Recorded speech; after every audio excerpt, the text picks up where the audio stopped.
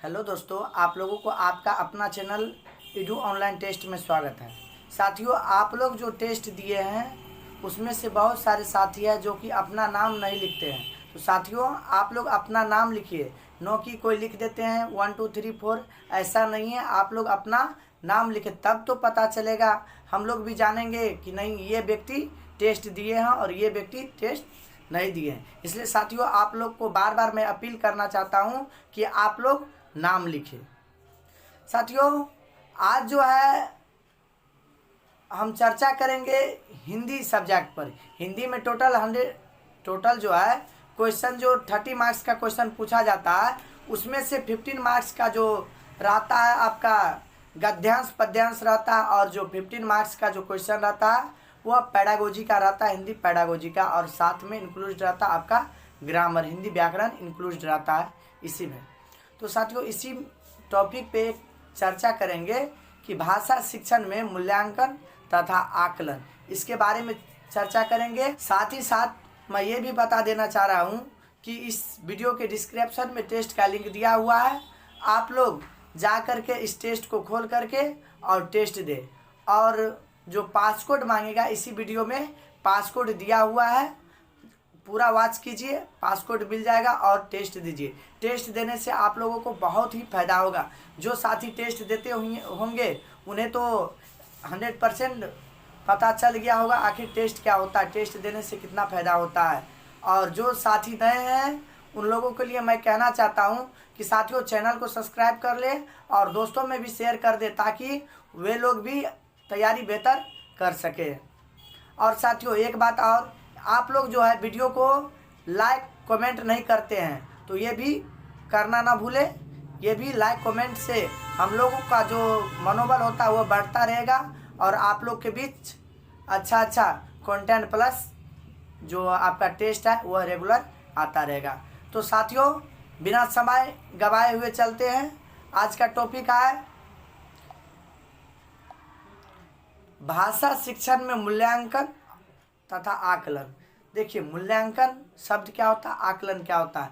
मूल्यांकन का अर्थ होता है कि जो आप परीक्षा लिए हैं, जो आप पढ़ाए हैं, उसमें बच्चा क्या है, किस प्रोग्रेस में है या नहीं, वह कैसे हम जांचेंगे, वही जांच प्रक्रिया मूल्यांकन या आकलन कहलाता है। तो देखिए, मूल्यांकन के बारे में दिया हुआ क्या पॉइंट है। मूल्यांकन पठन पाठन प्रक्रिया का अभिन्न अंग हिस्सा है, अभिन्न अंग या हिस्सा है।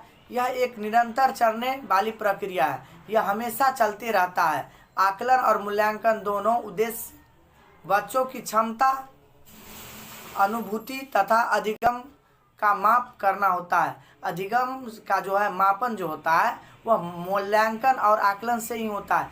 क्या आप सीखे वह हम कैसे पता लगाएंगे, तो मूल्यांकन या आकलन करेंगे तभी तो पता चलेगा आखिर हम किस पानी में हैं। हम जो है, हमारी जो तैयारी चल रही है, कैसे तैयारी चलता है, तो यह मूल्यांकन और आकलन से ही हम पता कर पाते हैं। दूसरा पॉइंट दिया हुआ है, मूल्यांकन द्वारा तीनों पक्ष यानी ज्ञानात्मक, भावनात्मक, क्रियात्मक के उद्देश्य मापा जा सकता है। जो भावनात्मक है वह तीनों उद्देश्य को माप लेते हैं, चाहे वह ज्ञानात्मक हो, भावनात्मक हो या क्रियात्मक हो। उसके बाद नेक्स्ट पॉइंट है, मूल्यांकन में गुणात्मक तथा परिणात्मक दोनों ही प्रकार का निर्णय किए जा सकते हैं। गुणात्मक और परिणात्मक दोनों प्रकार का जो निर्णय लिया जा सकता है या किया जा सकता है। अगला पॉइंट है, आकलन की प्रक्रिया मूल्यांकन करने के लिए की जाती है। आकलन का जो प्रक्रिया होता है वह मूल्यांकन करने के लिए किया जाता है, अर्थात आकलन मूल्यांकन के दौरान होने वाली प्रक्रिया है। आकलन का एक संक्षिप्त प्रक्रिया है, आकलन एक संक्षिप्त प्रक्रिया है और मूल्यांकन एक व्यापक प्रक्रिया है। आकलन जो है एक छोटा यानी संक्षिप्त प्रक्रिया है और मूल्यांकन जो है एक व्यापक यानी बड़ा प्रक्रिया है। मूल्यांकन का अर्थ होता है मूल्य का अंकन, मूल्य का अंकन करना, अर्थात किसी वस्तु का मूल्य निर्धारित करना, अर्थात किसी जो वस्तु जो होता है, कोई वस्तु है उसका मूल्य का निर्धारण करना, कि आप जो है ये चीज़ सीख चुके हैं, अब आगे ये चीज़ होगा। उसके बाद अगला पॉइंट है कि आकलन के बाद मूल्यांकन किया जाता है। आकलन पहले होता है, उसके बाद मूल्यांकन किया जाता है। पहले क्या किया जाता है? आकलन, बाद में मूल्यांकन। उसके बाद नेक्स्ट पॉइंट है, देखिए नेक्स्ट पॉइंट दिया हुआ है, एनसीईआरटी की पुस्तक कॉन्सेप्ट ऑफ इवोल्यूशन के अनुसार मूल्यांकन प्रक्रिया में मुख्य जो होता है, 3 बातों के संबंध निर्णय लिया जाता है। 3 बातों के संबंध में निर्णय लिया जाता है। वह कौन कौन बात है? देखिए पहला जो है, शिक्षण उद्देश्य की प्राप्ति किस सीमा तक हुई है। शिक्षण उद्देश्य का जो प्राप्ति है, ऐसा कौन सा एज है या सीमा है, उस पर हुई है। दूसरा है, उद्देश्य स्पष्ट करने की विधि कितनी प्रभावी रही है। उद्देश्य का जो है, उद्देश्य यानी कि कोई काम स्टार्ट हुआ है, वह कितना प्रभावी रहा है, अच्छा रहा है या नहीं रहा है। तीसरा है, अधिगम अनुभव कितने प्रभावी रहे।